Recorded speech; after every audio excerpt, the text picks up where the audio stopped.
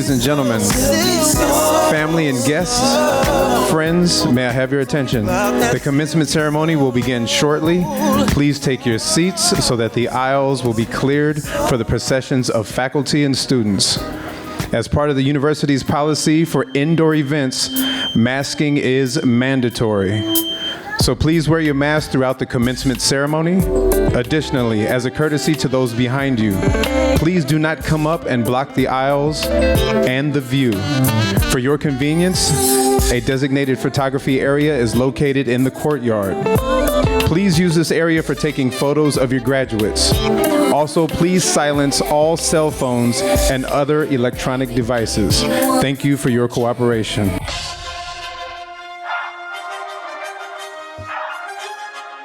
Ladies and gentlemen, welcome to the commencement ceremony for the UCLA Department of African American Studies. Honoring the class of 2022, please rise if you can for the official party.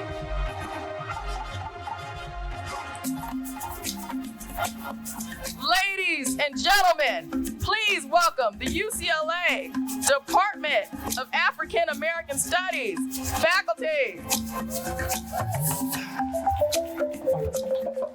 Led by our distinguished chair, Dr. Cheryl L. Keys.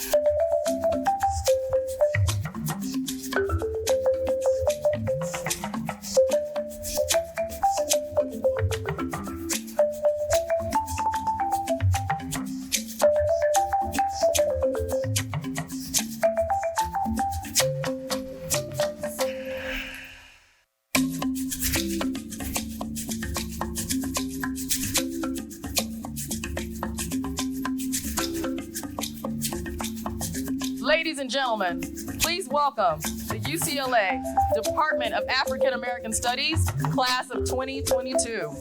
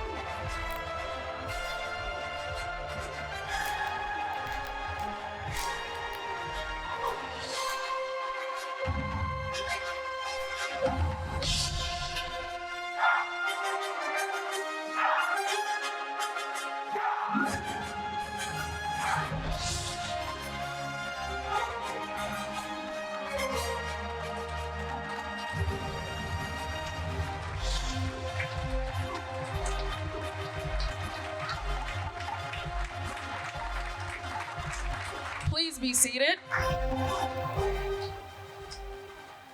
At this time, I'd like to welcome to the podium our fearless leader, our department chair of the UCLA Department of African American Studies, a pioneer scholar of hip hop studies, an award-winning artist herself, songwriter, and composer. Can we please welcome Dr. Cheryl L. Keys. Let's go, y'all. Oh, how you feel, brother? You feel good? It's so much fun, brother. How you feel, man? I'll call your name. I don't want no people to know you're in here. How you feel, brother?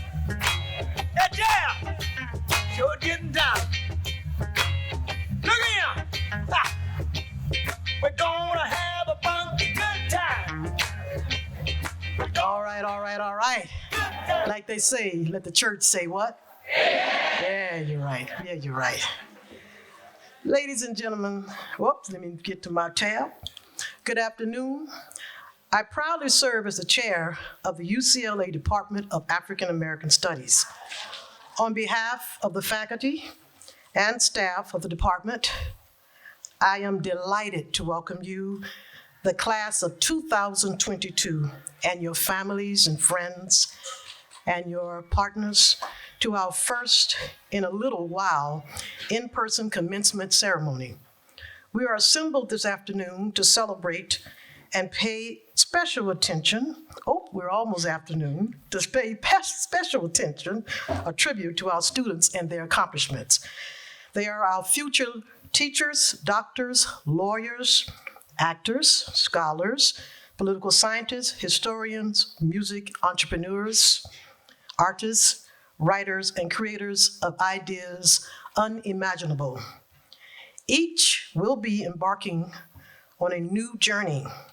Candidates, we share your joy and excitement. We share your expectations for a wonderful future that will enable you to continue pursuing your passions. We in the Department of African American Studies have a high calling. We are expected to continue in our journey toward the fostering of community and global citizenship. We are expected to talk about, think about, write about the lived experiences of people throughout Africa and the African diaspora. We're expected to pay reverence to our ancestors, our elders, and to lead by examples for others to follow. And above all, we are expected to uphold civil rights, equal rights, human rights in the name of social justice. Yes, we have a special responsibility, and our degree candidates sitting here today are now entrusted with this responsibility. They will be our department's legacies.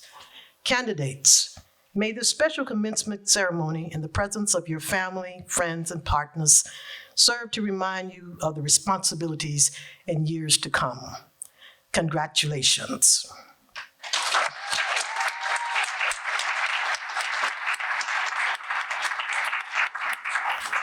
Before we proceed, I would like to recognize some of our special guests who are here with us today. We have sitting before me the Reverend Jesse Jackson.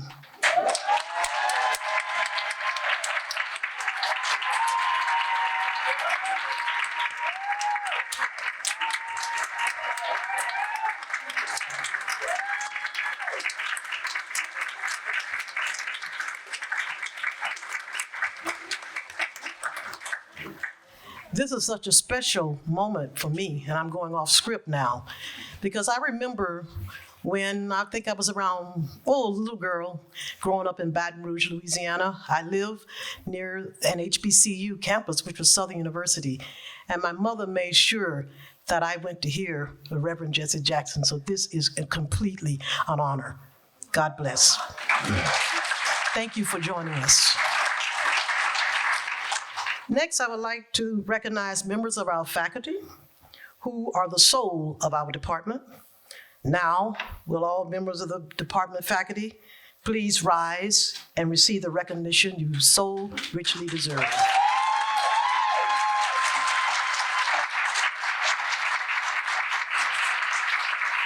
Thank you. Next, I would like to thank the department's devoted staff members. They are the heart of our department and have worked tirelessly through the year to ensure that our students reach this culminating moment and played a major role in the shaping of the commencement program. Please, will all of our staff members, led by Madam Ebony Shaw, please stand. And your crew. Thank you. Ebony, Tricia, Libby, and Kristen. I would also like to acknowledge and thank our donors. I don't know if you're here with us, but you have continued to generously support our students with scholarships. Thank you for supporting our students. Appreciate it.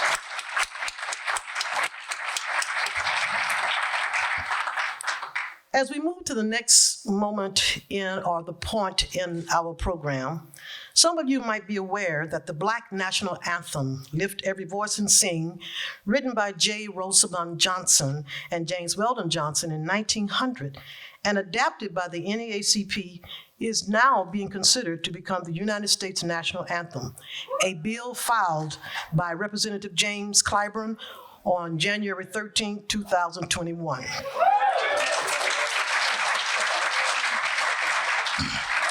But since the ongoing deadly assault on Black bodies resulting from racialized violence, the Black Lives Matter movement has spurred on a keen sensibility that has even impacted organizations as the National Football League. For instance, the anthem is now being performed in the place of the Star-Spangled Banner. That's great. Nothing against it, but it's about time.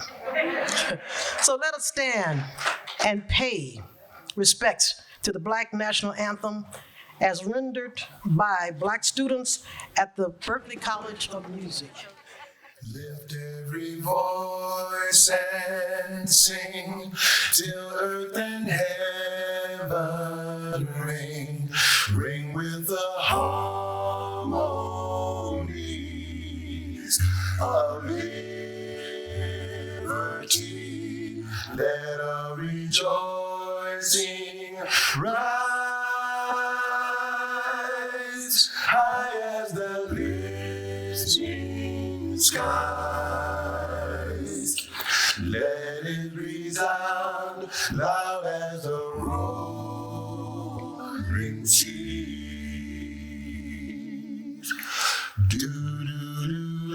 This Renaissance album is a nostalgic stroll back into our past, honoring the heroes from yesteryear, whose collective contributions paved the way for our lives today. People like Frederick Douglass, Booker T. Washington, Ida B. Wells, great artistic and musical heroes like Paul Robeson, Canada Lee, the Ravens, the Spaniels, the Flamingos, Sam Cooke, Little Willie John, Clyde McPhatter, and so many more. We are here today, standing on their shoulders, looking forward, ever forward, never backwards. A change has come. All right.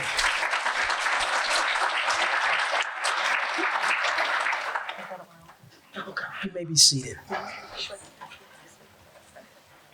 At this time, I would like to welcome to the podium my colleague, the department's Vice Chair and Director of Graduate Affairs, Professor Scott Brown.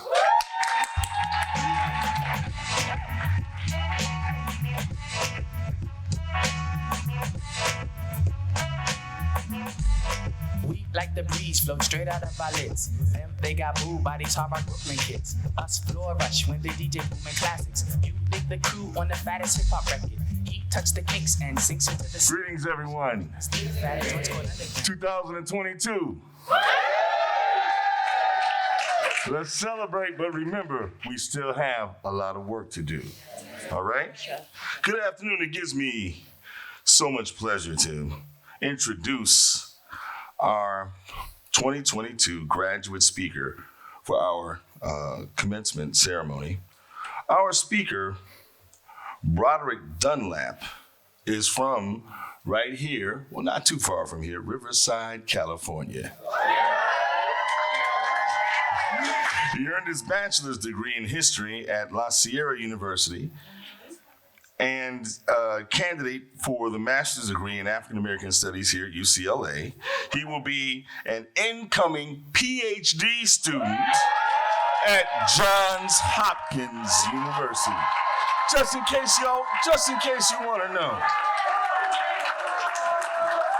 Dunlap is a founding member of the Black Power Collective, formerly known as Black Lives Matter Inland Empire chapter.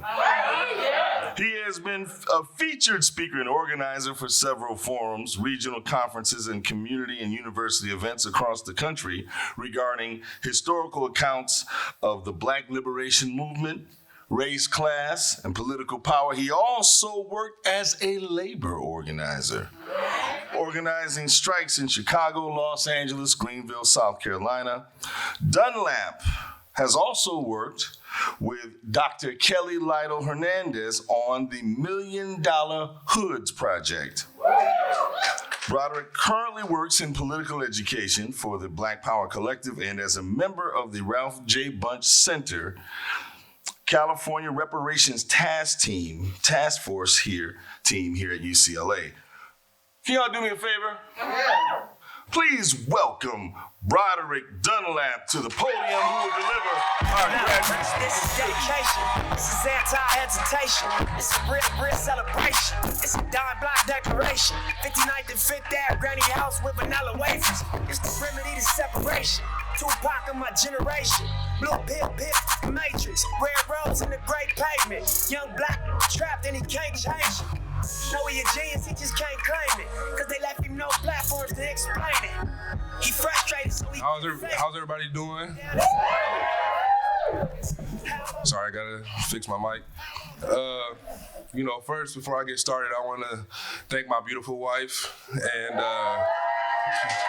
my Lord and Savior, Jesus Christ. Without these two people, I wouldn't be here.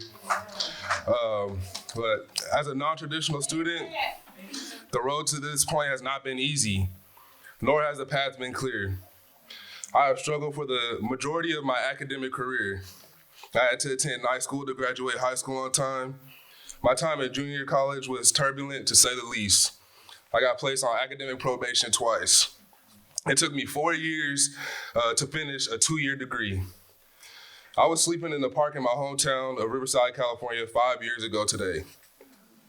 Up until recently, I did not consider myself a scholar, much less consider pursuing a career as an academic. And when I decided to go to school to finish my degree, graduate school was not on my radar at all. As I stand here before you today, to call myself self-made would be dishonest. I am community-made.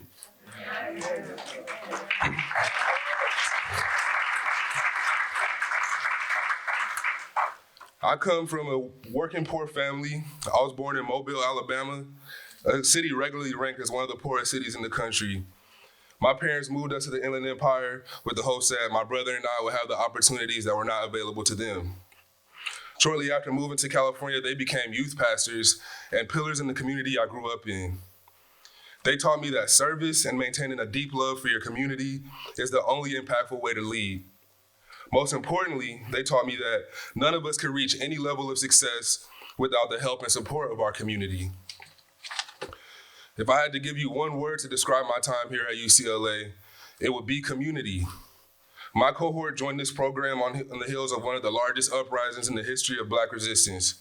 More than 30 million people hit the streets demanding justice for George Floyd, Breonna Taylor, Masai Cole, and the countless other lives lost at the hands of white supremacist violence. All of this was happening at the height of an unprecedented public health crisis with the COVID-19 pandemic. I would not be able to thrive in this program without the community I built with my classmates.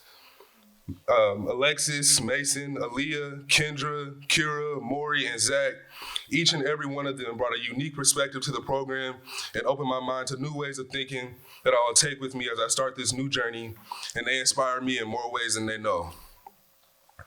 I can't speak highly enough of the brilliant professors I had the opportunity to work with. My thesis committee, headed by Dr. Brown, Dr. Odinga, and Dr. Hudson, constantly pushed me to be a better scholar and encouraged me to speak truth to power in my work. They were integral to my intellectual development here. Working for Dr. Pierre, Dr. Streeter, Dr. Corey, and Dr. Lionel Hernandez helped me develop skills that will help me excel in the future endeavors. And we all know that Ebony is the GOAT.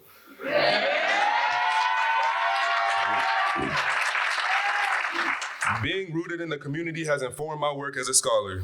And although I recognize that we're all destined for different paths in our lives, I want to encourage everyone here to recognize the importance of community and the community that helped you get here today. The roots of this major come from resistance, a desire to educate, strengthen, and defend our communities. It is up to us to continue the mission of the founding scholars of this field and remain community-based and solution-oriented in all of our future endeavors to make substantial progress toward a more equitable society free of oppression and exploitation. And one day, a college education will not be a privilege for the select few, but accessible to the masses. I want to close this quote with a quote by a Spanish poet named Federico Lorca. "I will always be on the side of those who have nothing and who are not even allowed to enjoy the nothing they have in peace." May this quote be a grounding mantra for all of us in whatever we do in the future. Congratulations, class of 2022. Ashe. Black out the roof, hop out the roof when I run into you. Dark black is the dark side of the moon. Won't be no truce, won't be no truce. At your funeral in an all black suit. Couple white girls looking all black too. Next up to the podium is Professor Patricia Turner, former Dean and Vice Provost of UCLA's Division of Undergraduate Education, Professor of African American Folklore, and author of the forthcoming book, Anti-Obama Law and Racism in the 21st Century. Please welcome Patricia Turner.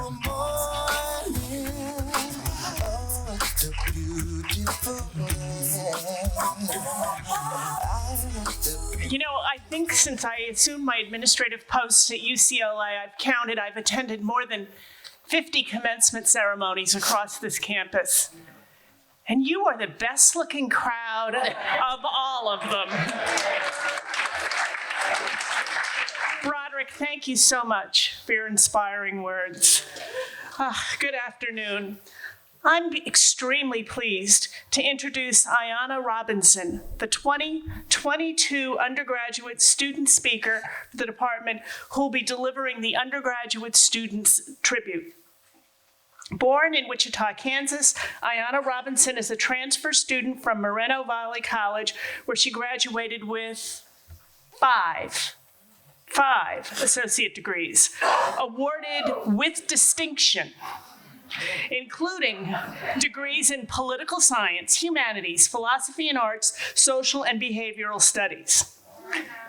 Upon completing her studies at Moreno Valley College, she chose, and we're so fortunate she did, to continue her education at UCLA, majoring in African American Studies and completing her degree in March of 2022 with a 3.9 GPA.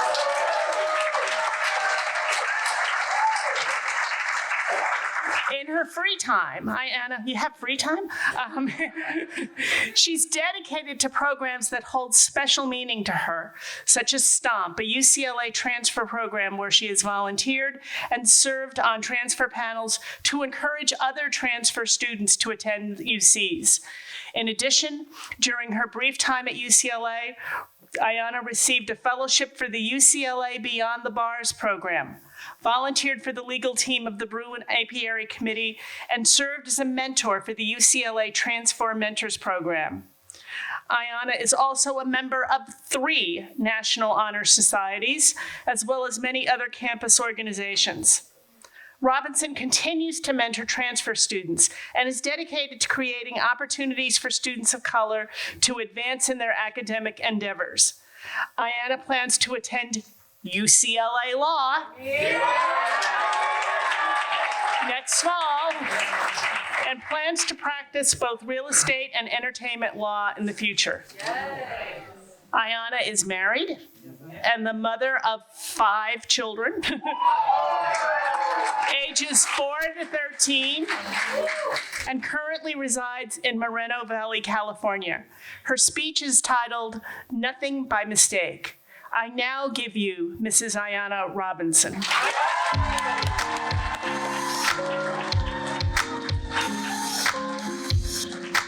Closer to my dream.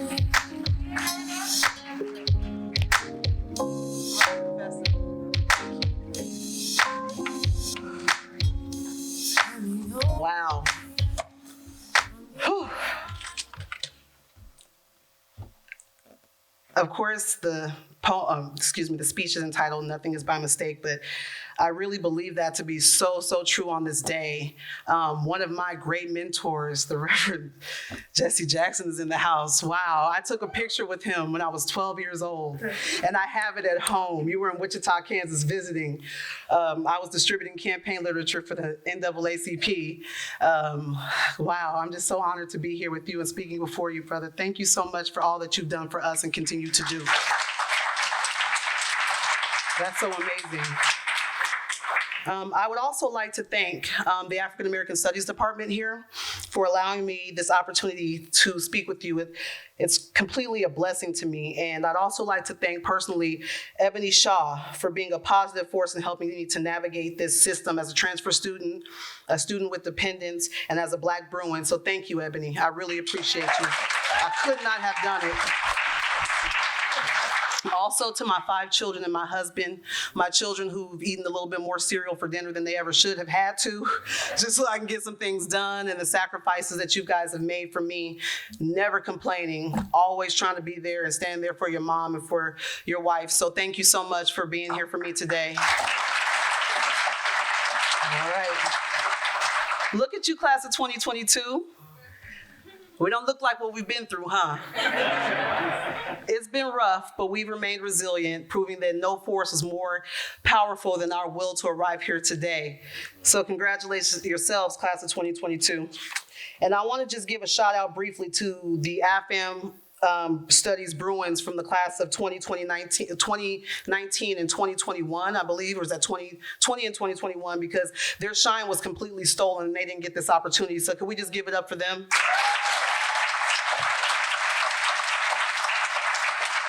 So I'm here to provide you with hope. Hope that you're right on time. You are placed where you're supposed to be and you're doing what you're called to do. Your calling isn't meant to go to waste, and that's why you made it here. We are part of 3% of this campus, so we really cannot afford to squander an opportunity like this. This is to be a better person and to better yourself. It's not simply just a bragging right. It is meant to secure something for the culture and not simply just to secure the bag, as they say. Nothing is by mistake. And that is why it is pivotal for us to bend but never break. Yes, we go through our own hells. Being Black is beautiful, but it's hard. Sleeping while Black, driving while Black, laughing while Black, walking while Black, basically living while Black. But nothing is by mistake, and you being born Black or brown was by design. The rest is history, but we here, we're the future. I'm supposed to be sending you off, but you're truly sending me off, because when I look at all of you and I see this sea of my peers, I see more opportunities for my children to encounter lawyers, nurses, doctors, athletes, writers, scientists, dancers, and gymnasts that look like them. I was in class with so many of you and heard your ideas and felt your emotions and felt your pains. I rejoiced with you when you won, and hopefully my shoulders were there for you to stand on, and they'll always be here. You can look forward to your heavily discounted legal services, just say class of 2022. Yes, I will be at someone's law school next year, and I feel blessed to say that because it didn't always look this good. And don't it look good? As a kid born on the north side of Wichita, Kansas, my life from a very early age dictated that I was not supposed to be here. But again, I tell you, nothing is by mistake. We weren't dirt poor, but I can honestly say I got it out the mud. After seeing an old TV show that you may not know about called Perry Mason, I knew around the age of 5 I wanted to be a lawyer. I know I just dated myself. But I just didn't know what I would be up against. And later, I would find myself spending both my 15th and 16th birthdays incarcerated. I received my GED from a juvenile correctional facility, and it was the most important accomplishment that I'd had up to that point because no one could take it from me. Ebony Shaw was the first person I ever told that story to. She released me from the shame that I felt from having started my education out that way, but Ebony Shaw let me know that's not where I started, it's where I was ending up. And boy, so thank you, Ebony, for being there. Oh, goodness. She liberated me. But in that very juvenile correctional facility library, I found a book on potential law schools. I had the audacity to open it. I had the audacity to turn to California, and I had the nerve to choose schools I would go to. Now, this is as a Kansan. I saw Loyola Marymount and thought, that sounds weird. I like that. I'm going to apply there. Then I saw UCLA, and I said that was the goal, the nerve of me. But dreams do come true. I applied to the AFAM Studies program here back in the early 2000s, and I was rejected. Rightfully so, I would have squandered it. I wasn't ready. I let the dream go, but I knew I would be here. I would have my first daughter here in 2008, and then it got personal. I wanted to be a student here, not a patient. In 2012, I would be back here for my high-risk twin pregnancy. At 33 weeks, preeclampsia set in, atrial fibrillation set in, HELLP syndrome set in, and a mild heart attack followed next by a C-section all within 3 days. UCLA saved my life and my baby's lives, but 7 weeks early, 2 hours later, I was 3 kids up and 0 degrees. I would have 2 more children. I was actually pregnant with number 5 when God told me it was time to go back to school. The Lord and I have a certain relationship. He sets them up and I knock them down. So even though I was shocked, I was obedient. That's when I enrolled in Moreno Valley College and received those AAs that were mentioned, so I'm not gonna go over them again. But I will say in 2019, UCLA rejected me again. The nerve of you, UCLA. It's okay, because UCLA nor any other force can stop what God and I have in progress. So I stand here before you on an impossible appeal that they said would never work, with my GED, 6 degrees up, 5 kids up, your undergraduate commencement speaker with a 3.93, wipe me down.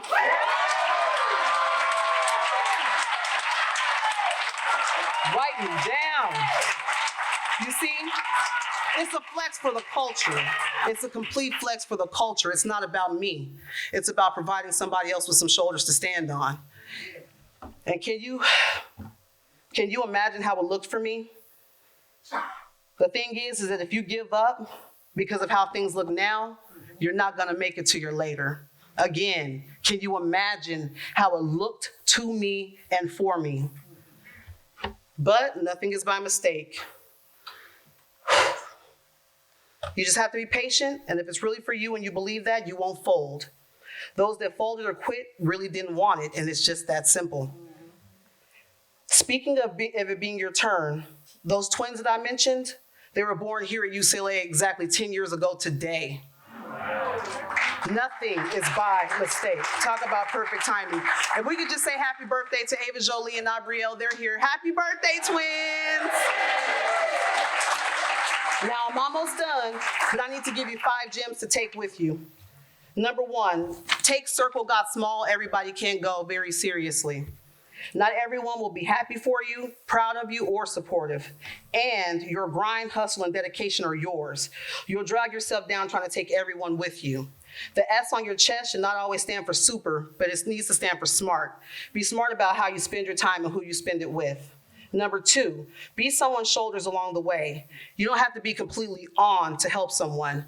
I brought 2 Bruins with me after I came. One was a felon, one was a foster kid. I'm not playing about mine, so you shouldn't play about yours. Let's go. Strengthen your shoulders for those around you. And number 3, speaking of people, be a good person in real life, not just for Facebook or for the gram. It's better to be a good person in real life than to simply be one on paper or online. If you can master both, you're golden. And when you go, people can speculate about what kind of money you had, what kind of prestige you held, but no one has to guess about how you treated them. Number 4, once you figured out that hard work beats talent when talent doesn't work hard and you apply it, you'll be unstoppable. And number 5, movement and progress are very different and should not be confused. What we did here today was making progress, and I'm grateful to have made this move with all of you. We are indeed the ancestors' wildest dreams, and may God continue to bless us and our goals. And I'm rooting for every Bruin that's graduating this weekend, but I'm especially rooting for everybody Black and brown.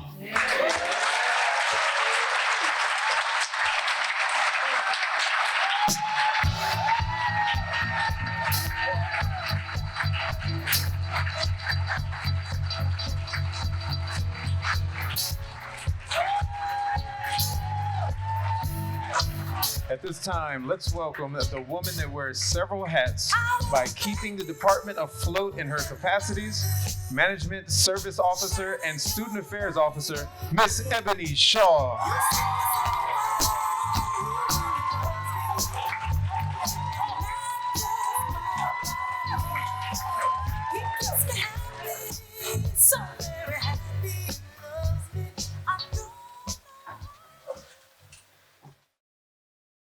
When I was younger, my teacher who told me I could not read when I was in 2nd grade told me that if you want to hide something from a black man, you put it in a book. I have a 4.2 GPA right now, so I guess you could say I can read. He's someone who's driven. He's someone who is committed. I don't think he's ever lost sleep because he didn't try his hardest. He's hardworking. He's one of the funniest dudes I know. He kind of brings out the best in me. Vibrant, positive. He has overcome all of the obstacles that would present themselves as being catastrophic to perhaps someone else. Looking back on it, when stuff is going bad, I don't break, I don't crumble easily. My mom didn't raise anybody that's weak. Like, none of my brothers and sisters are weak-minded. I was divorced, raising 4 children by myself. I worked for the newspaper. Newspapers were downsizing. If they didn't need you, they would let you go. So we had to move a lot. I never really lived in like a area like Watts, like so it was foreign to me. I was really scared actually. Like everyone's kind of tough in that community. You're forced to grow up faster than what you normally would. A lot of the conversations with me and Zach are about how to deal with the hand that's dealt. He's an amazing young man, but there's some times where it gets a little hard. We were homeless for about 3 months. We were living in my mom's 1975 Suzuki Jeep. In the morning, we would go to like the laundromat and we would get dressed and like wash up there, and then she'd take me to my school. How do I think Zachary was able to balance his life, his schoolwork, his job, his mom? I don't know. I look at him all the time and I'm like, you're one of the strongest people I know at 17. He's amazing. I don't know. He never complains. Like, kind of came into like the realization that like stuff happens and I can't really do anything about it. So I should only worry about things I can control, and I should pray on the things I can't control, and I hope for better days.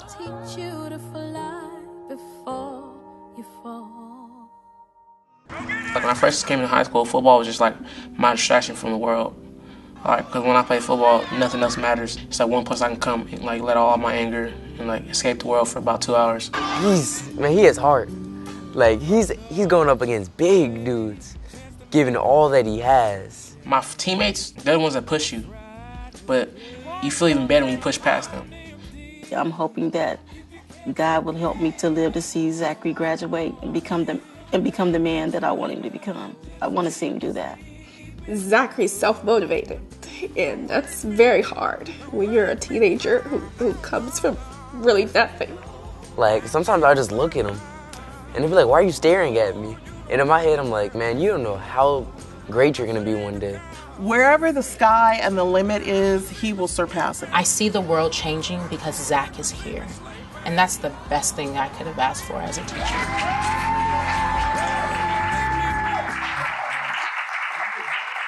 So I'm gonna do my best for my nephew Zach right now and not cry. So first, I'd like to thank Ayanna for her beautiful words and kindness. And I'm so proud of all of you. I am so pleased to introduce this young man, Zachary Burge, who will deliver the words of gratitude to the department. Zachary often admits to have quite literally spent his entire life beating the odds, growing up in South Los Angeles in Watts District. He graduated from the same high school as my uncle, Verbum Dei High School. However, Zachary never imagined he would be here today. UCLA has truly been a dream come true in both his undergraduate studies and graduate level studies. As he notes, the African American Studies department has been like a second home to him. He plans on taking his education to global politics and African American studies into the field of dentistry and using his research to address oral health disparities in the urban communities. I understand what an honor it is to be chosen by the community to be a healer, is what he says. And he'll finish that mission, y'all, if y'all knows that. Without further delay, I am going to bring to this stage graduating class of 22, someone I call my nephew. Please welcome our gratitude speaker, Zachary Burge.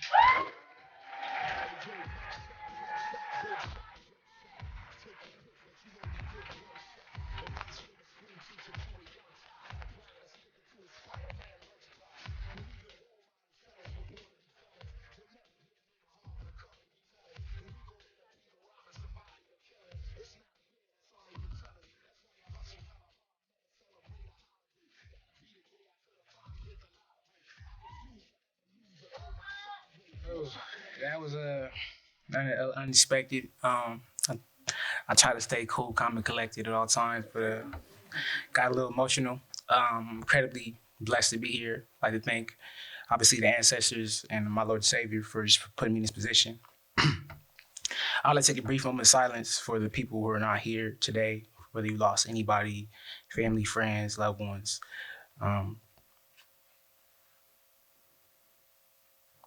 Thank you. How y'all doing? That was weak. How y'all doing? All right. Well.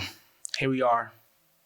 I know for many of you, and for myself personally, I didn't really see myself being here. As I look in the crowd today, as I look into the crowd, I met with familiar faces of my colleagues, peers, students, faculty, and staff. And last but not least, I'm greeted by the smiling faces of the parents and family of the graduating class of 2022.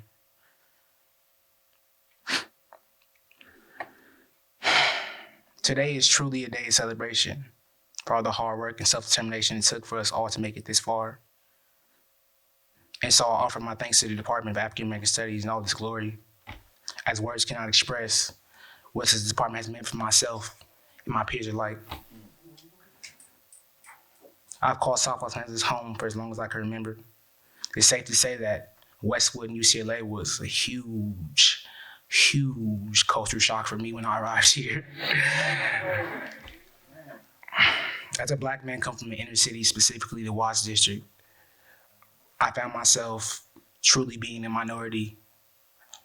Growing up, I was surrounded by Black and brown people, so I didn't consciously understand what it really meant to be a Black man in society, in this space. As a 17-year-old, I stumbled into Ebony Shaw's office located in Rolfe Hall, experiencing quite literally the most serious case of imposter syndrome a young man could ever know.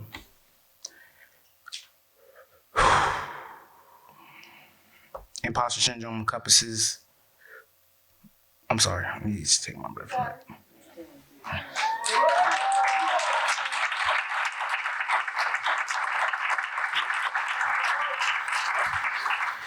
Imposter syndrome encompasses the belief that a person does not belong, and even more so, that others around said person aren't aware of their presence and undeserved and unwanted.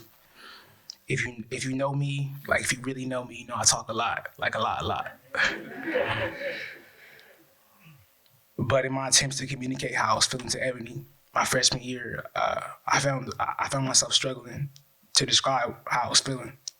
But Ebony, like so many other faculty and staff in the Department of African American Studies, already knew what I was trying to say. Literally stopped me in the middle of my sentence. I've never needed to explain in words how I was feeling, as they already knew what I was going through. The African American Studies Department has committed to providing students like myself, ethnic minorities, and people of color with the tools needed to navigate the hidden curriculum. I'm sorry, I'm gonna start the sentence over. The African American Studies Department has committed to providing students like myself, ethnic minorities, and people of color with the tools needed to navigate the hidden curriculum that exists at most predominantly white institutions. And for that, my entire class is grateful.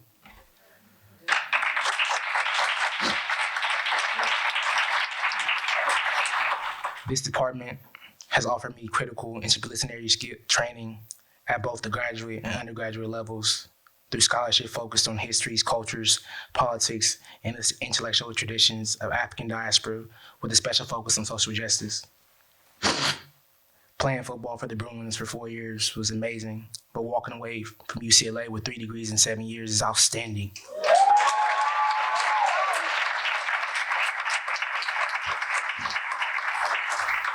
This group of students, both graduate and undergraduate alike, are incredibly thankful. Once again, this group of students, both graduate and undergraduate alike, are incredibly thankful. We'd like to thank the Dean of Social Science, Dean Hunt, for all that he does for the department at administrative level. Many thanks to the department chair, Cheryl Keys, for the leadership displayed through her term as chair and for the amazing analysis of African American rhythm and jazz in our lectures. Thank you to Professor Walter Allen, Scott Brown, Breon Brain, Tyrone Howard, Celia Lacayo, Jamila Pierre, and all the faculty I failed to mention.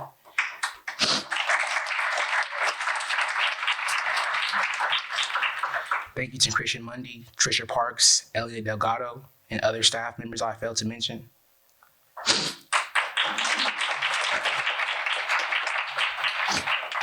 And a huge thank you to Ebony Shaw. Your job title is Managed Services Officer 1 and Student Affairs Officer, but quite literally around here we call you Superwoman.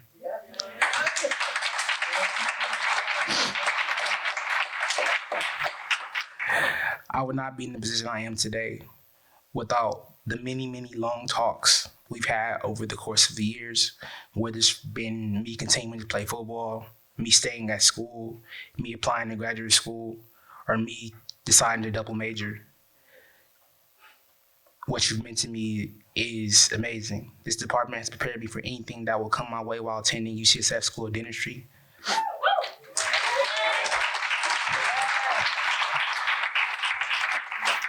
And it has prepared my peers, as well as myself, for anything they'll face in their professional careers or further academic pursuits. Thank you, Department of African American Studies.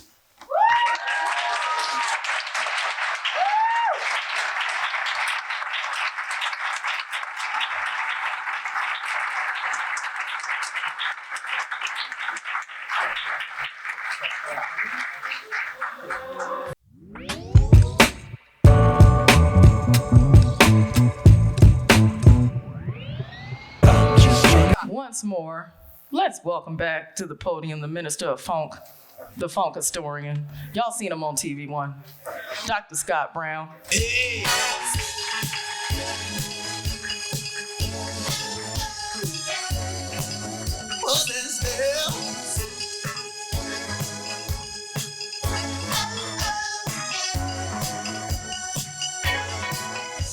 All right.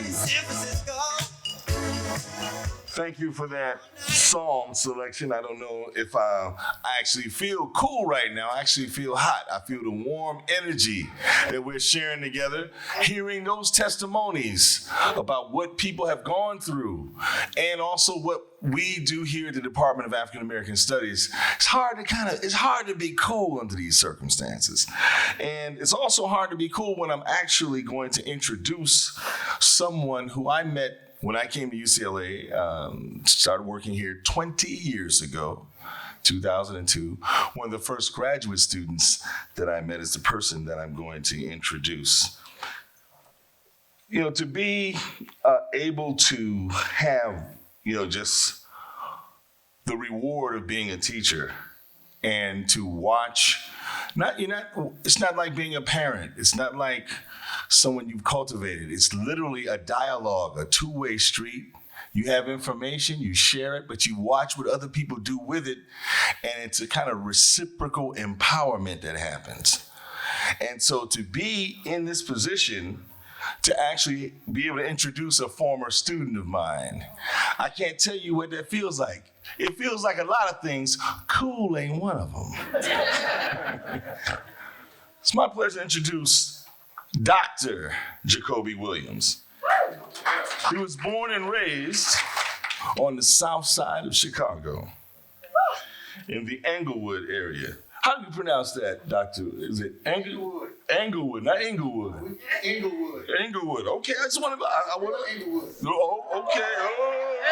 All right, I see that. That's what happens. Got some words from my brother down there. That's what happens when I go off script. We have some problems.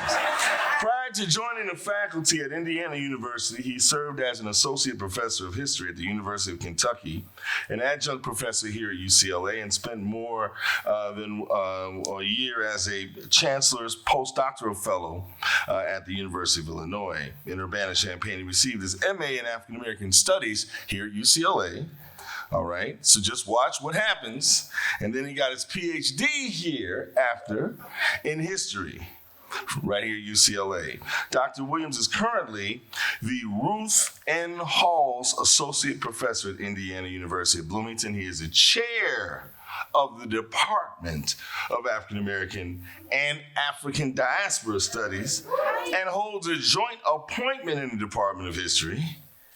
He also, in that spirit that you've heard flow throughout, that knowledge is for the people's sake. It's for our sake. It's for the community's sake. It's no accident then that Dr. Williams is also a civil rights, Black power, social justice, and scholar of African American history.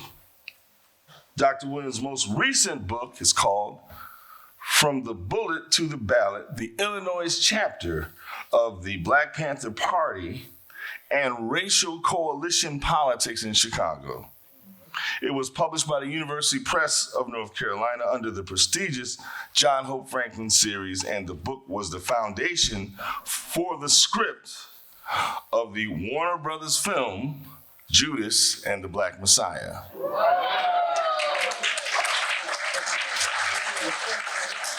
His work can also be found in Jacobin Magazine, Tikkun, Mother Jones, Gawker, Vox, and the Indianapolis Star. Before Dr. Williams takes the podium here, he wants to share that he has a lot of heroes that have inspired him, and he wants to let you all know, and he will let you know that, and I guess I'm going to plug for our profession. For those of you who are thinking about being a scholar, thinking about being an intellectual, thinking about being a part of the force that creates knowledge, don't hesitate. And I say this, I know there are a lot of fulfilling callings in life. This is a special one. If you have any doubt, please make sure you put that doubt aside, because the reward is something like this, that it's intangible. You can't quantify it. You can't put it in your pocket. It's in your heart. So just think about that. For those of you who are considering it, I encourage you to keep doing so. So what I would like to do is now show a piece of one of Dr. Williams's hometown heroes. He will forever go down in history as a Black revolutionary. And so we're going to show a video clip of Dr. Williams's inspiration. But that's all right, because we said even before this happened, and we're going to say it after this, and after I'm locked up, and after everybody's locked up, that you can jail a revolutionary, but you can't jail a revolution. If you didn't hear that, the phrase is you can jail a revolutionary, but you can't jail the revolution. And with that, I don't want to hold back the revolutionary message and inspiring message. I don't want to hold it back. We want to set it free. Without further ado, please, I present to you Dr. Jacoby Williams.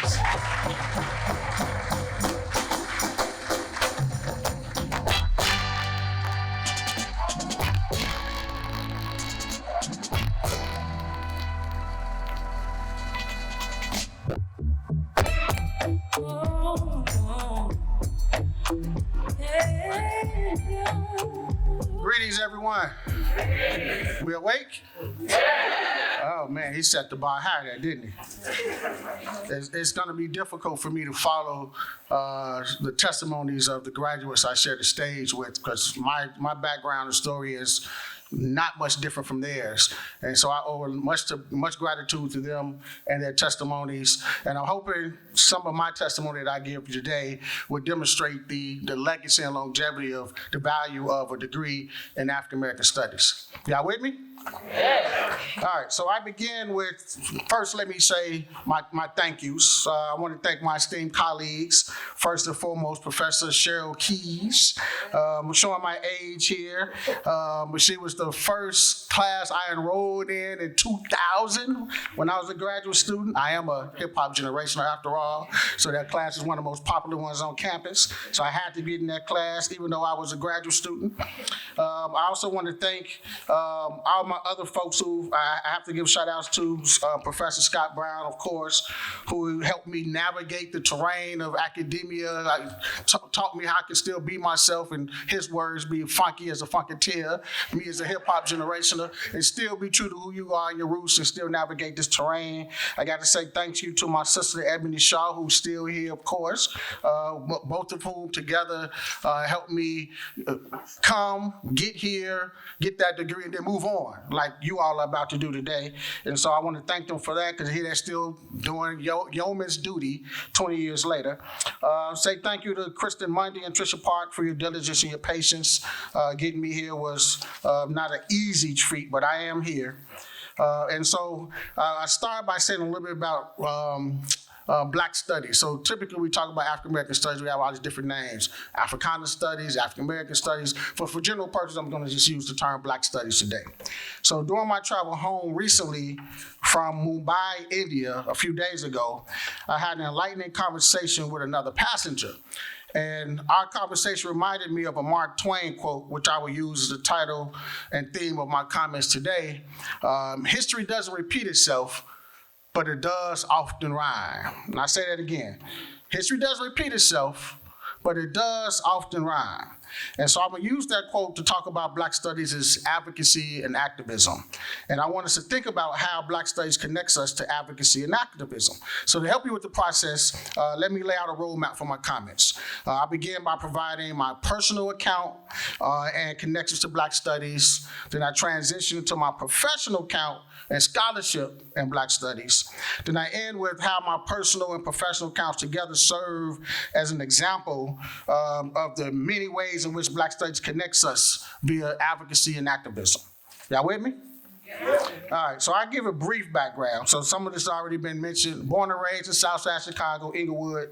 Been on my own since I was 13, the oldest of three. I grew up in an impoverished community with little opportunities for advancement.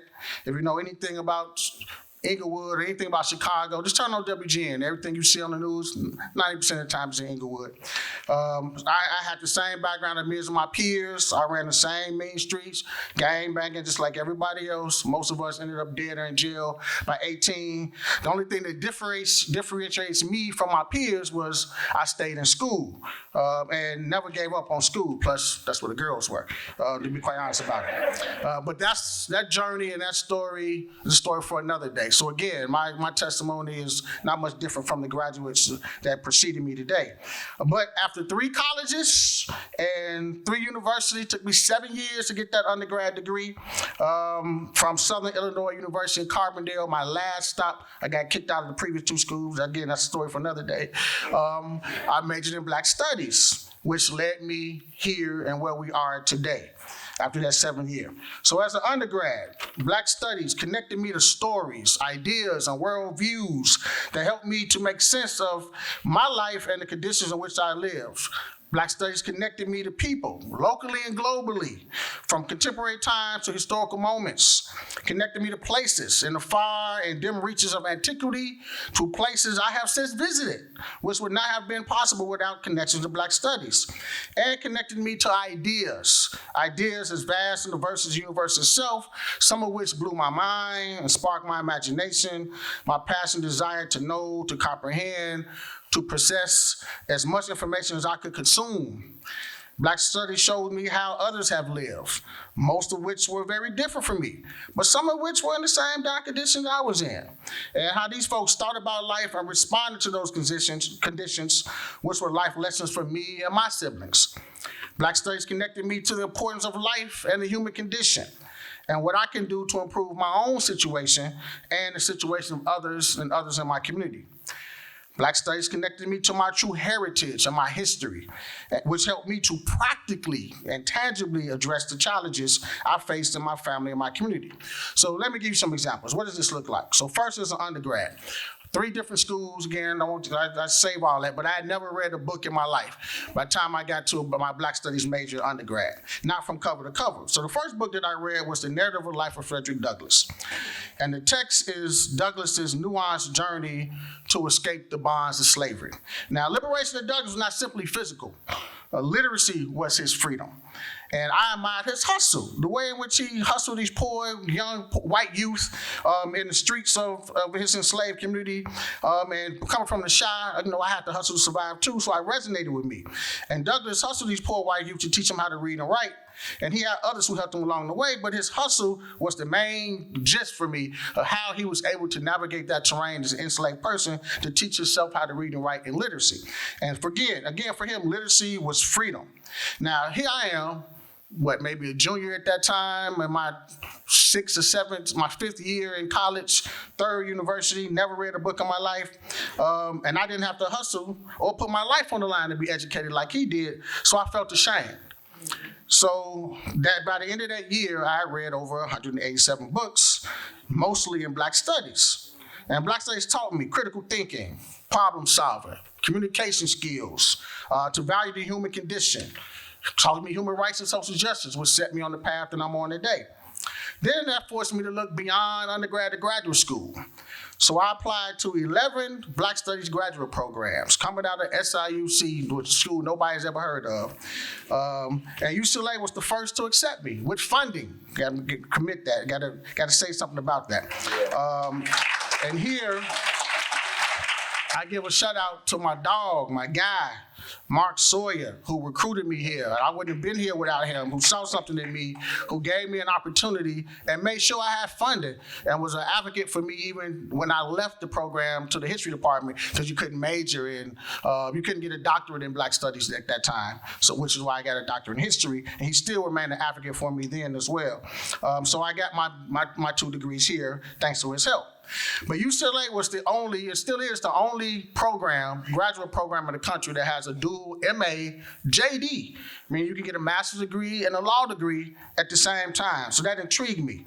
So I learned critical race theory under Professor Kimberly Crenshaw and Deborah Carballo, hip hop, music, activism under Professor Cheryl Keys. I was infused with social justice, activism, Black Power under Scott Brown and Brenda Stevenson, Robert Hill, and my dog Mark Sawyer. I got a job working at the Bundt Center under Darnell Hunt, where I studied race and media, which is still a critical issue that we deal with today. Then I got hired by the Bundt Center to investigate the Huey P. Newton archive. So at this time, David Hilliard, who was chief of staff of the Black Panther Party, was shopping the Huey P. Newton archive, trying to sell it to a university.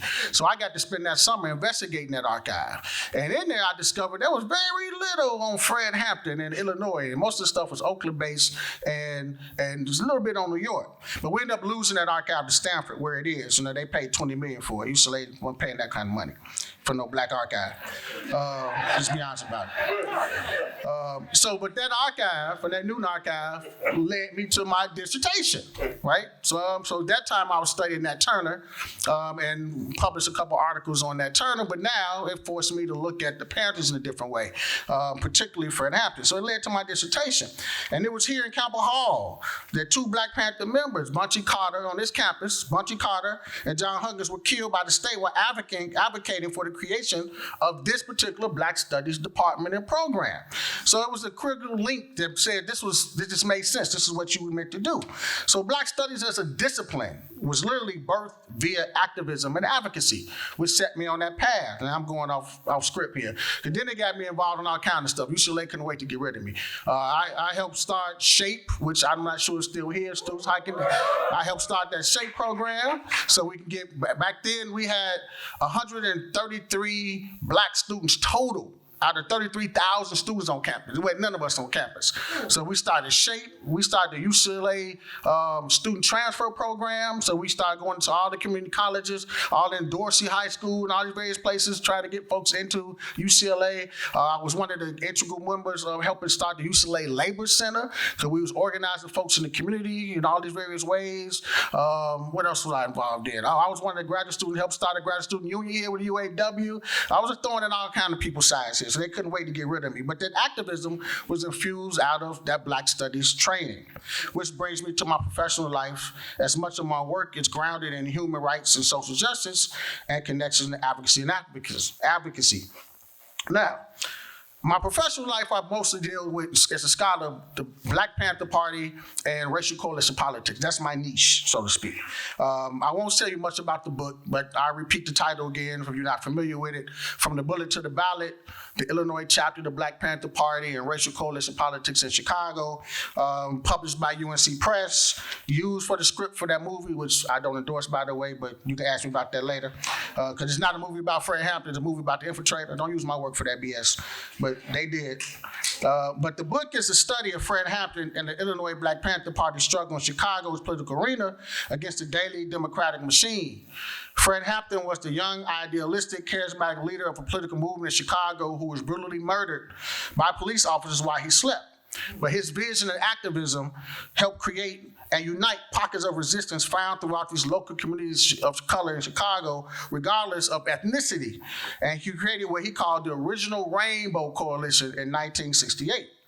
Now, the Rainbow Coalition in Chicago at that time, in 68, consisted of the Young Patriots, these Confederate flag-wearing Southern white migrants, many of which were white supremacists, the Young Lords, these Puerto Ricans from the island of Puerto Rico and the East Coast who had migrated east, a group called Joint Community Union, which was funded by Harry Belafonte and some others, which is a white ethnic community group, a group of young students called Rise Up Angry, the Chinese Red Guard, Latin American Defense Organization. Some of these groups y'all probably don't know much about, but you should be studying them. And together, they created this nexus, this organization called the Original Rainbow Coalition, which preceded and predated Reverend Jackson's Rainbow Coalition. So I don't want you to interchange those two. But they were organizing their community prior to that. So the Black Panther Party documents the first time in Chicago history that this poor ethnic group was led by, but the first time including African Americans, organized as one entity to struggle against numerous disparities, to fight for political power that was denied to them all, and to significantly reduce the rigid racial ethnic tensions between these groups, which had persisted since the 19th century. Now, how did this work? Well, it was Black studies that helped the coalition forge its bond. It was Black studies that connected them to each other. The Panthers taught what they call PE classes, political education, working out your mind, right? You gotta know why you're doing what you're doing. And they taught these classes each one of these groups. And so they read philosophical texts by Marx, Engels, Lenin, Franz Fanon, John Paul Sartre, Cyril I. James, Sheikh Very, Kwame Nkrumah, Chairman Mao. And many of these texts were dubbed subversive by several governments at the time. And they also read the speeches and works of contemporary people like Dr. King, Malcolm X, W.E.B. Du Bois, Angela Davis, James Baldwin, Amir Baraka, Sonia Sanchez, and Maya Angelou. They were teaching these texts. Then they also read the works of advocacy scholars like Du Bois and John Henry Clark and John Hope Franklin and others. This is what they were learning. So they learned and studied law from the Constitution down to the local municipal code, right, to make sure that they knew what they were doing and why they were doing what they were doing. And it was Black studies that built that bridge that allowed this group to transcend their so-called racial and ethnic differences to form an alliance grounded in their commonalities, which was their poverty. So moreover, this Rainbow Coalition put that theory into practice, right, by developing community service programs that address their varied needs and conditions, so many of which still exist today. Like people like me who grew up on free breakfast and lunches didn't exist before this organization. Sickle cell testing, free busing to prison programs, community clinics, the list is long. The average age of this group was 19. But Black studies connected them to the practical ideas of how to solve their own community problems. So this brings me back to my thing. Right? History doesn't repeat itself, but it does often rhyme. So how do I fuse my personal and my professional life in one under this theme? Well, I consider myself an activist scholar, one for human rights and social justice, and you can find most of my activist work not just in academia, but also in these community circles. You see, because Human rights are usually satisfied through the orderly processes of law. But it's Black studies that informs that law and also links that orderly process to advocacy and activism. You can't divorce the two. You have to have some activism involved in there. So when I'm organizing in various communities, whether it be working class, rural white communities in Indiana or my folks on South Side of Chi, in regards to human rights and social justice, I don't reinvent the wheel. I rely on my Black studies training. For example, I take the nexuses and strands of history, philosophy, law, activism, race, class, gender, sexuality, and all those many other competing strands of forces, and I use Black studies to fuse those strands to form a neatly woven web that creates a bond of solidarity and understanding that provides strength for the struggle so we can continue to move on because the struggle is protracted and it continues. Now, how does that look in our current society? Today, with this anti-critical race theory, ban the books, and all these other forms of white supremacist policies that are not new phenomena, right? These are not new phenomena. Remember, history repeats itself, but it doesn't repeat itself, but it does often rhyme. So these are not new phenomena, not for poor people from the South Side Chi like me. We are people who struggled under Nixon. During Vietnam, when there was a hot war, at the same time you got a Cold War with COINTELPRO, the college counterintelligence program, assassinating, imprisoning, and exiling our leaders. We're people who struggled under Reagan and Reaganomics. Again, these are not new phenomena, these white supremacist policies. So I use Black studies to teach folks in the community and in the academy how people mobilize and organize then and how we can do so today. You know, we have a pillar sitting with us today who's another epitome of that particular organization. And so I use the Rainbow Coalition also as a necessary model for this post-Trumpism, white supremacist ideological policy. Meaning, again, history doesn't repeat itself, but it does off the rhyme. So if the Panthers could unite folks across racial differences with these young patriots wearing the Confederate flag in the 1960s, then we definitely can eclipse their successes, I should say, in our current context, this era of extreme political and racial polarization. Now, speaking as a historian, it was Black studies' connection to activism that created change in our nation, and it's the continuing nuances of Black studies fused with advocacy that will connect the extremes of our time's polar opposites to establish, what I hope, a conduit of understanding, communication, and respect. Now, graduates, let my experience and my achievements with the Black Studies degree serve as a model and a springboard for you as you all make your own everlasting mark upon the world. As you graduates take the next steps in your journeys, do not take your Black Studies degree for granted. Your Black Studies degree is a gift bestowed upon you by your families, your professors, your community, which will last you for generations. Your Black Studies education is also a major responsibility. You must use your Black Studies education to influence your deeds. Remember, Black Studies education, in my argument, is an equalizer. I mean, come on. I'm standing on the stage, a brother from the South Side of Chicago, been his own since 13, in and out of all these various correctional facilities, doing who knows what, to becoming an endowed professor at a Big Ten university, chairing one of the oldest departments in the nation in Black Studies. You can't tell me Black Studies degrees don't matter. They matter. So your Black Studies education can also be used for advocacy and activism. Don't divorce yourself from that. So graduates, go out and make us proud, but never forget that we will always be here to help you along the way. As I'm arguing, I've been 20 years since I left this university, but I'm still relying on many people on this stage, and Ebony and others, and you will too. Let us help you along the way. So again, history doesn't repeat itself, but it does often rhyme. And Black Studies can be used for advocacy and activism. And I end there. All power to the people.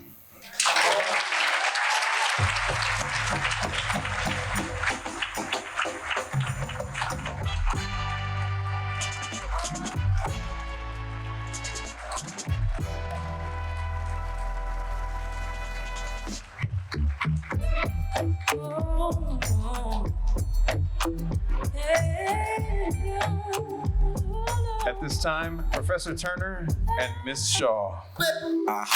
Suzuki no be Jincheng, JTD no be Lukenga.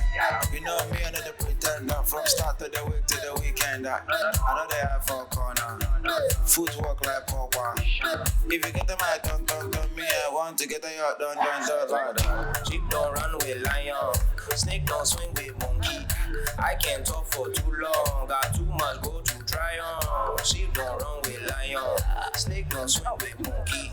I can't talk for too long, got too much go to try on. At last. If I was Etta, I would sing, but I ain't Etta. We not gonna go there. But we are now ready to introduce this beautiful class of 2022. Bachelor of Arts degrees. I invite you all to stand. Miss Gina, can you help for a second if she's back there? As we guide you and we announce your name as we confer your degrees. Dr. Keys is already in place to take our Power with the People photo.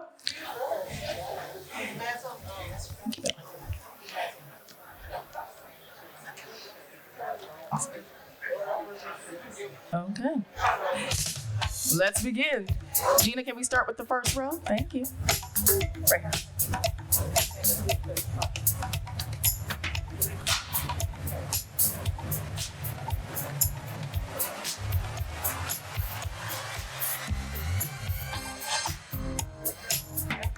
Keelan Hayes Jr.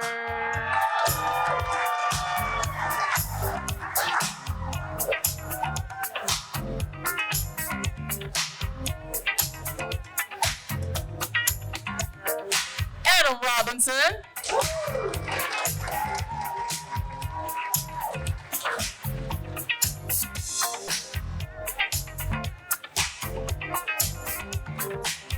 Miss Diana Naomi Mundo.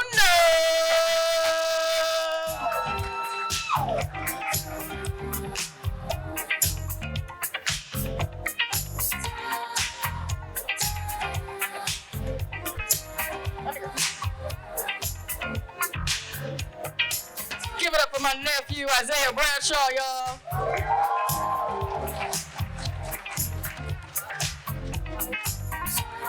Drew Jones.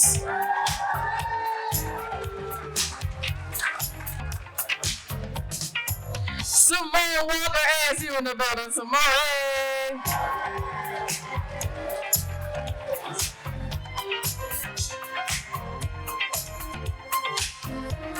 Zaina Fawcett.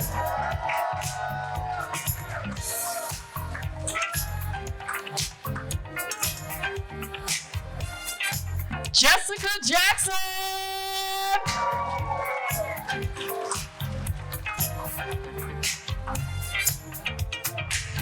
Dakota Barnett.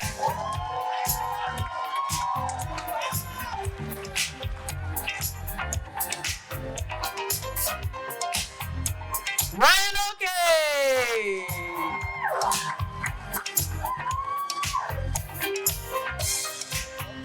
Hey, Andrew Brown.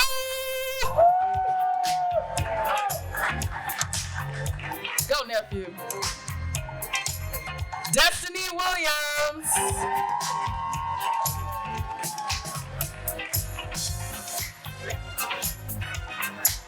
Jamari Robinson.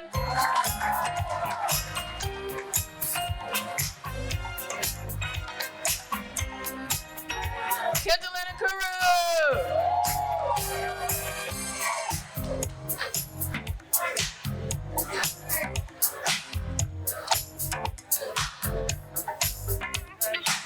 Cameron Mouton.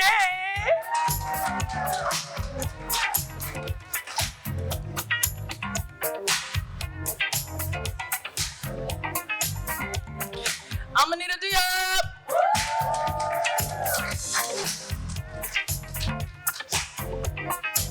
Lovely lady with the glasses, Mio Echipanya. What's up?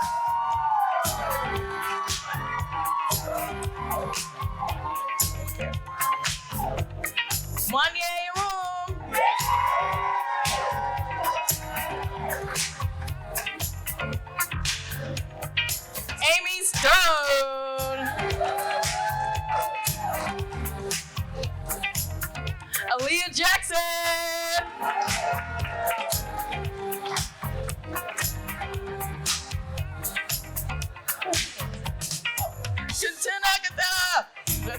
messed your name up, girl.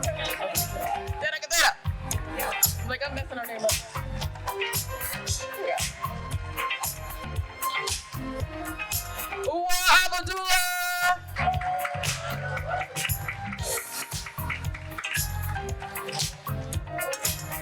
Kaisha Duncan.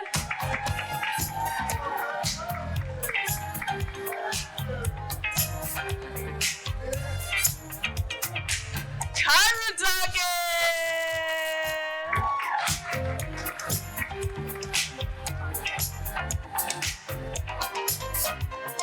Justin Scott.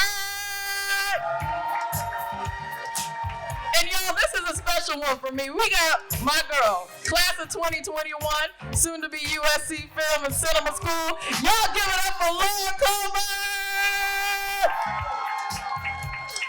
Congratulations to all of our candidates for the Bachelor of Arts degree. Next, can I get the Minister of Funk to come back and present these master's degrees for me, please?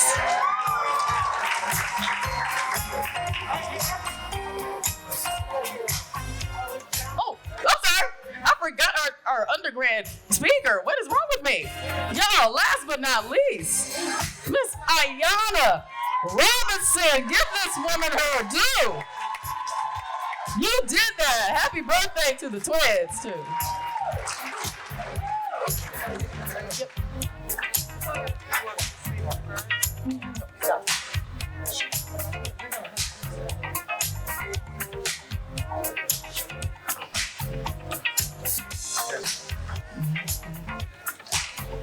All right. In the tradition of our department, we perform the hooding of students who are candidates for the Masters of Arts degrees. There are 8 candidates in the Department of African American Studies for the Masters of Arts degree this year. Candidates, please come forward. And I'd like to mention we have 2 that aren't here, Aaliyah Symes, so we'd like to congratulate her, and Maury Stewart, who finished in the winter. All right, who's up first? Yeah.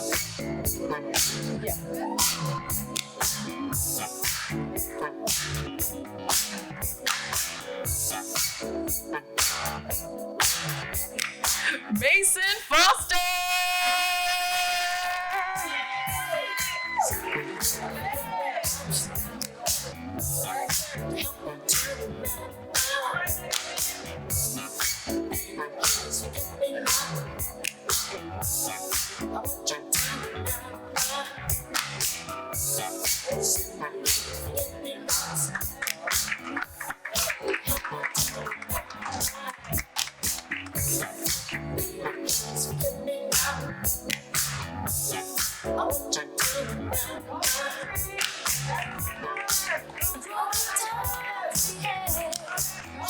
All right, Alexis, that's my daughter, right? Give it up.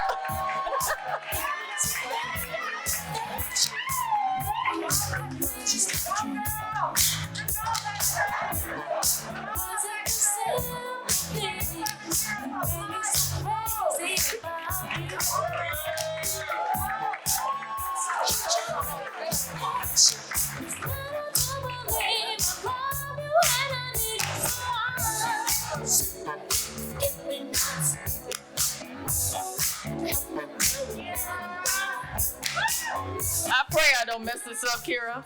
Kira Muzowski!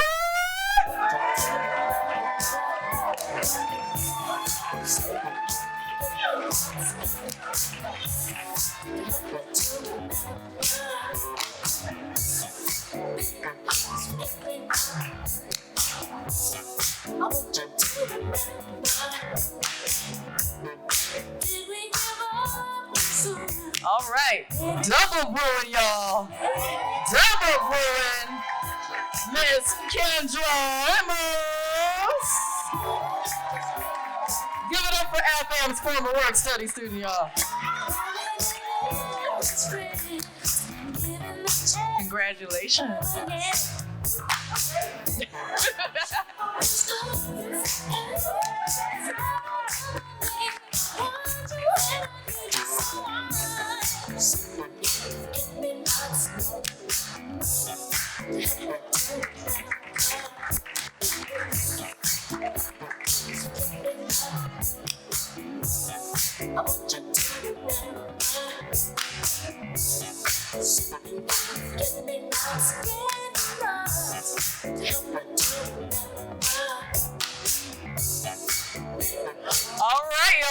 it up for our dedicated speaker, FAM's #1 volunteer, Zachary Burns. Also a double Bruin. Triple Bruin, my bad.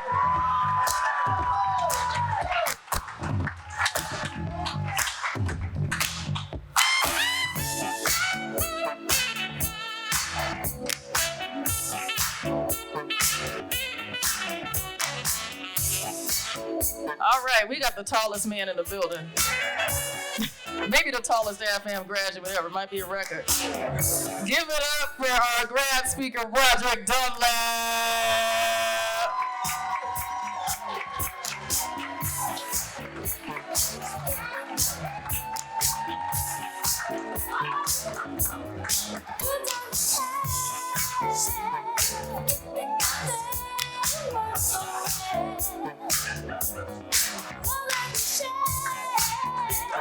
Awesome, thank you. At this time, we're gonna bring back the head, our chief, the chair, the music, the legend, Dr. Cheryl L. Keys.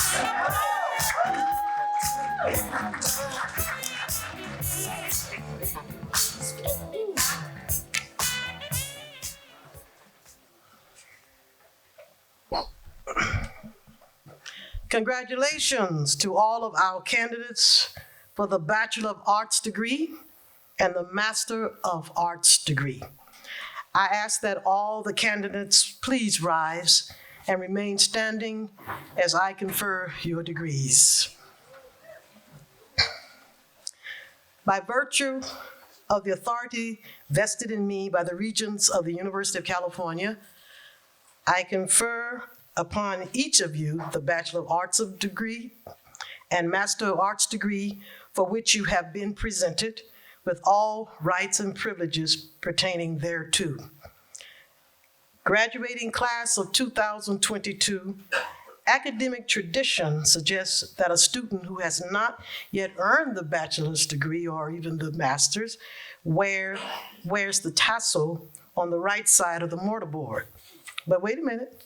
Upon the degree being conferred, you now can move your tassels to the left. Congratulations.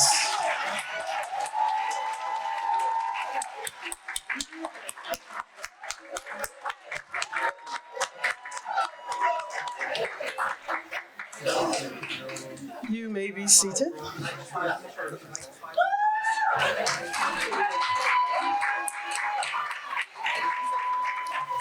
At this time, let's just take the time to recognize all the family, friends, and special guests, partners who are in attendance today. For without your support and encouragement, we will not be here. And I just have to kind of go off script a little bit because I remember hearing you said from what you've done before, but the rhyme, you said something like that, Dr. Williams. Well, you know, we would be remiss if, first of all, just recognizing the speeches of the students and what we call in our tradition, the testimonies. So we wouldn't be here, even I wouldn't be here, and those who came before me, without certain mantras that continue to remain in our hearts. And definitely, I would be remiss if I did not say this particular mantra that I remember from the Reverend Jesse Jackson. I am somebody. Come on now. I am somebody. You are somebody. You are somebody. We are somebody. We are somebody.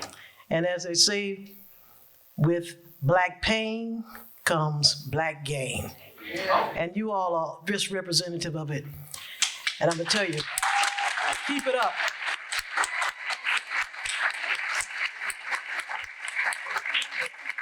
And last but not the least, I have to just go a little bit off the script. It has been a joy serving as the chair of the Department of African American Studies and with wonderful colleagues and, of course, a very, very strong staff.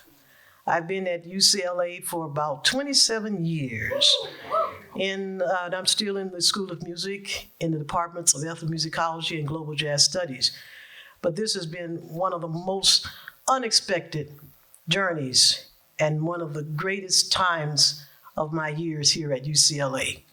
And I mean it from the bottom of my heart. Because, you know, you can't go wrong when you go back to black. Okay?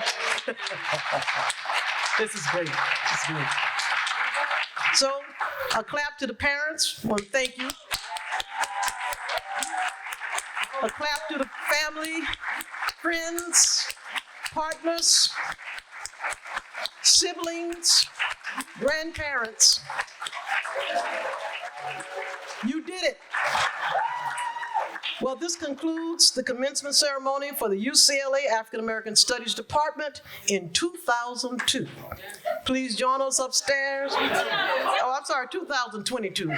Sorry, must be my eyes, contacts. Well, thank you. Please join us upstairs as we're going to have a wonderful time, a reception. So right now, please clear the aisles as we get ready for the recession, beginning here with the faculty, and we're going to make it all the way down. Students, please exit to your right. Thank you. Go ahead. Please join us upstairs for a reception. There are flowers and berries outside. If you would like to make a purchase, and students, there's a photo booth upstairs so you can take these moments with you and cherish them. Thank you, family. We'll see you upstairs where the real party begins. Congratulations to all the parents, guests, special guests, everybody. See you upstairs. I hope you got on comfortable shoes because we like to party in our fam.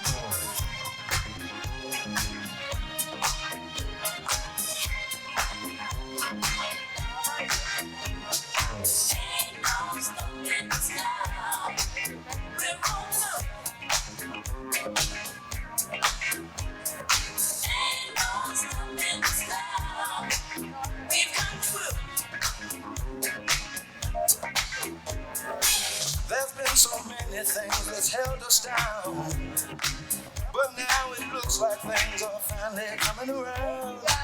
I know we've got a long, long way to go, and where we'll end up, I don't know.